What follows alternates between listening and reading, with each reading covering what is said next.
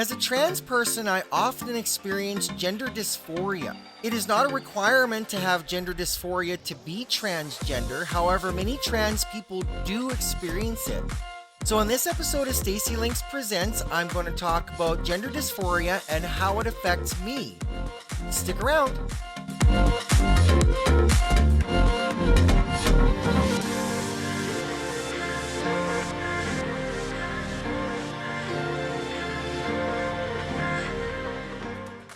Welcome to my channel. I'm Stacy. In this episode, I want to talk about gender dysphoria, and I'm going to talk about how it affects me. I will also go into a little bit of detail as to what types of dysphoria people will have and what are the more common ones, and it'll surprise you to find out which is probably the least common source of dysphoria for most of us. So before I get started, what I'll get you to do, if you're a transgender person and you're interested in fashion, makeup, and jewelry, be sure you go down below in this video and hit that subscribe button. I have many videos on my channel with my makeup tips, fashion and jewelry ideas I'm sure you would love to see. I have an entire playlist full of my makeup tutorials, product reviews, and all my fashion videos. Plus, I'm doing advocacy for the LGBTQIA+ community, and I'm documenting my transition as a single parent. And be sure you're following me on social media. I'm on Instagram, Facebook, Twitter, and on TikTok. Check the description below in this video for all my social media links. So the first thing I'd like to do is I'd like to go through a definition of what gender dysphoria is. So I brought up this website here from psychiatry.org to explain what gender dysphoria is. And now in this article, it refers to a transgendered person who was assigned a particular sex at birth, but don't identify with that sex. They call that gender dysphoria. Now that's a very generalized definition. There is so much more to gender dysphoria than just identifying differently than your birth sex. I'll go into more detail about that later because oftentimes a person's biological parts may not be the most prominent source of their dysphoria, as it is for me, not a major focus. So this definition of gender dysphoria is very generic. And now it does go on to say that gender dysphoria often begins in childhood, but oftentimes trans people don't experience dysphoria until later in life when it becomes more and more pronounced. Many of us are able to push it down. Some of us only experienced it occasionally throughout our childhood, but we did still have the trans experiences. Once again, if you have not seen the History of My Trans Struggles episode, I will pin it to this video at some point. Then you can go check it out. The article then goes on to explain that transgender people may go through multiple types of transition.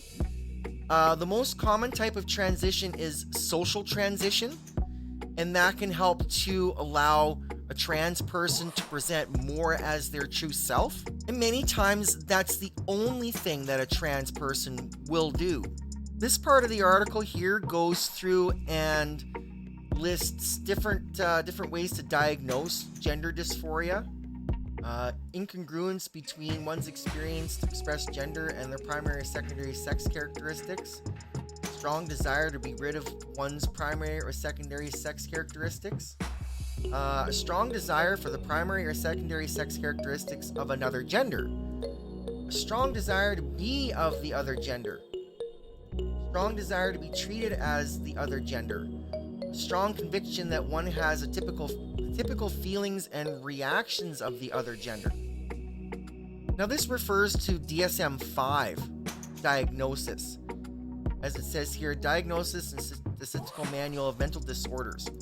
Now, we don't recognize gender dysphoria as a disorder.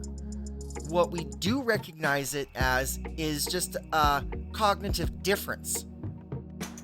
However, in many cases, for a person to go on HRT and have and medically transition, chemically and medically, you have to be diagnosed with gender dysphoria. So there's a number of other manifested traits here that can show instances of dysphoria. And then down here it talks about treatment when it refers to gender affirming care, as I mentioned, socially transitioning to live as your identified gender. Then there's chemical transition, which involves going on hormone replacement therapy. And then there is medical transition, which involves surgery. And down here is a glossary of terms here. The pink highlighted is the exact DSM-5 definition of gender dysphoria. So if you want to take a look at this article further, I'll leave the link in the comments below so you can go check it out from there. So to get on to the portion of what types of dysphoria I suffer from and what is actually the most common. Now, the definition from psychiatry.org looks at the concept of gender dysphoria still as a mental disorder that is treated with gender affirming care. Now, we don't consider it a disorder because we don't believe that there is anything that's out of order per se, other than the fact that our brain and our body chemistry don't match. And generally it's because of our genital makeup. It doesn't match our brain makeup. So that does constitute with gender dysphoria. However, when we're talking about specifics, we're talking about different features or different physical traits that we have, or even mental and emotional dysphoria. So oftentimes it's the mental and emotional dysphoria that we have that basically drives us to go on HRT to begin with. We've always felt and always heard that when trans people start hormones, it usually begins correcting certain mental and emotional issues that we've struggled with all our lives. Now, trans kids going through the wrong puberty, the reaction in pretty well just about every case is severe depression, lack of self-confidence, lack of self-esteem,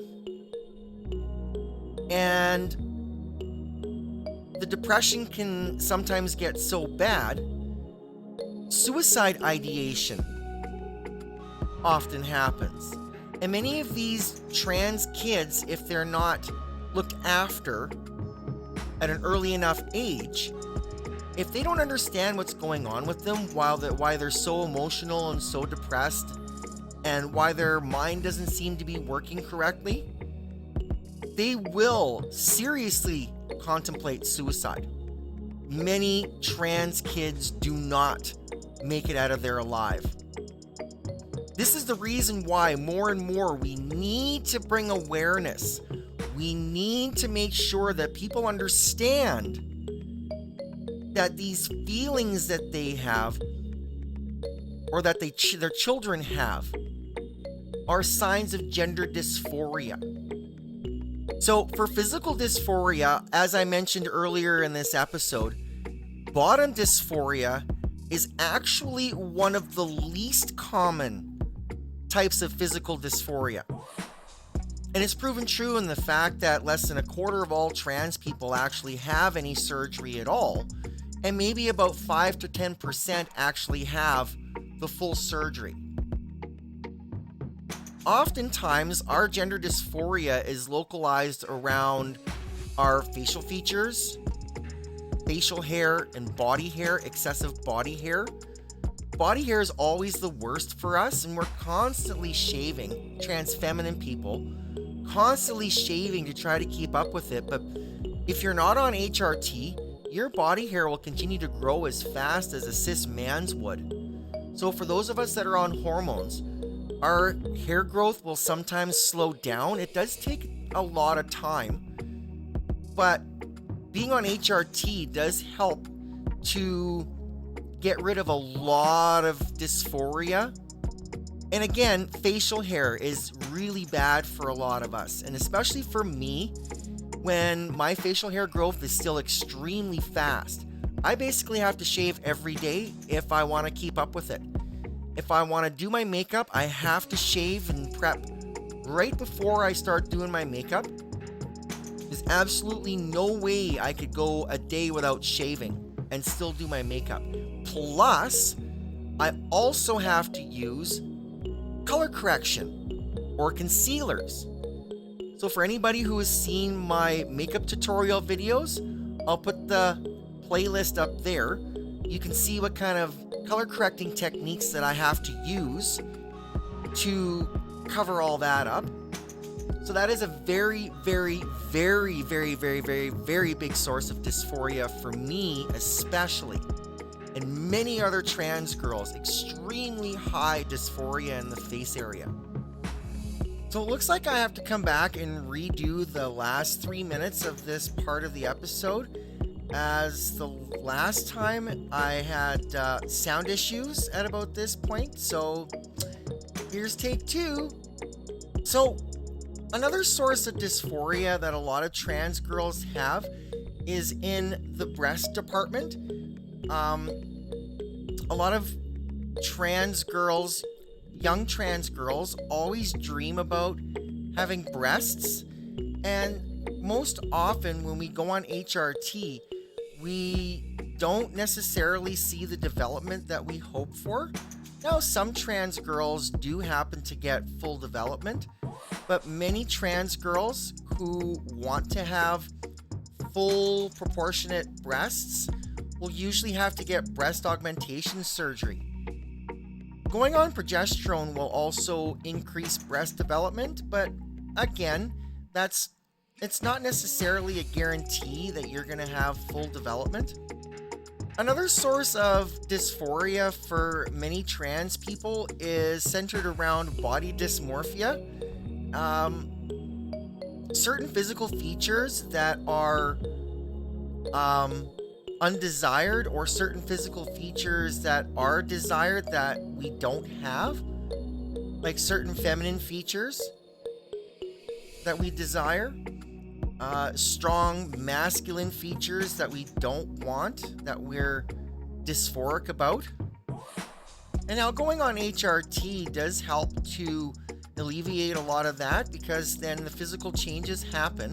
On feminizing hormone therapy, I will have feminization of my body, my skin, my face, and I will talk about that next week on when I do my 6-month-long HRT update. So that kind of leads me into the next part. Is a lot of trans girls especially, will have dysphoria from their face. The large square jawline, their brow line is defined, and that can cause serious amounts of dysphoria. And oftentimes a lot of trans girls, in order to alleviate that dysphoria, have to turn around and get facial feminization surgery. And oftentimes that helps, more often than not. And more often than not, it's basically just social dysphoria, and that can be alleviated by social transition. So often, most trans people, especially trans feminines, most of us will just go through a social transition and not even go on hormones or have any surgery. So, and that just allows us to be able to live more authentically, outwardly as our true selves, and people actually see us the way that we feel on the inside. And now a lot of the dysphoria is treated by going on HRT as well, especially mental and emotional dysphoria. A lot of physical dysphoria over time will alleviate because of body changes. However, even those of us who are on HRT, we do still battle with dysphoria on a fair regular basis, and it can be difficult, but It doesn't happen very often. Most often, it comes and goes. And generally, at least for myself, I've just been feeling a lot better. Alright, so thanks for watching. Make sure you go down below and hit that thumbs up button and drop me a comment. Tell me your biggest sources of dysphoria. And stay tuned for my next episode. I'll see you then. Bye!